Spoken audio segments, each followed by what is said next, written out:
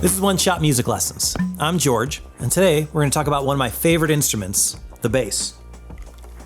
So this is a bass.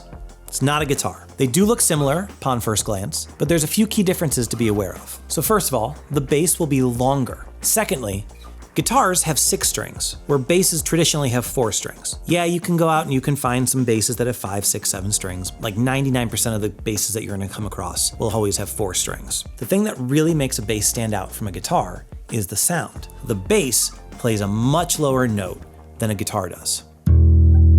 Hence the name bass. So here's the thing with the bass.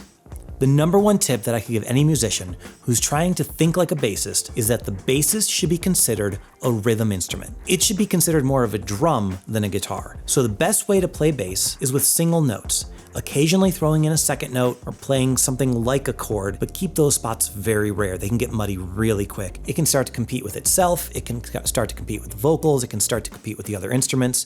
Moderation is your friend with this instrument. Normally when you hear a guitar or keys, they're playing full chords or playing stuff in a higher register, and the bass is either playing some of the root notes or it's doing something called walking. So root notes are gonna sound something like,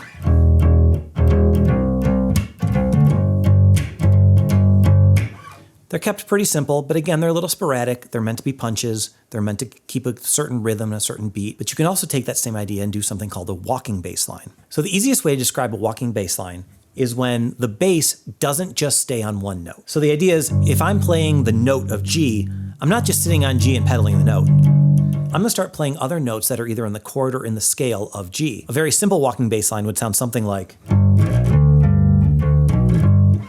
that, where it moves, they're all related to the G major, but they're playing some other notes instead of just staying stationary just on the G. For the most part, people think that the bass just chills in the background, but there are so many instances where in hit songs, the bass is what really makes the song, is what really holds down some of the root notes so that the guitarist can do these different things, and other times where the bass becomes the star of the song. But any way you cut it, it is a different instrument than just a regular guitar, and it should be looked as such.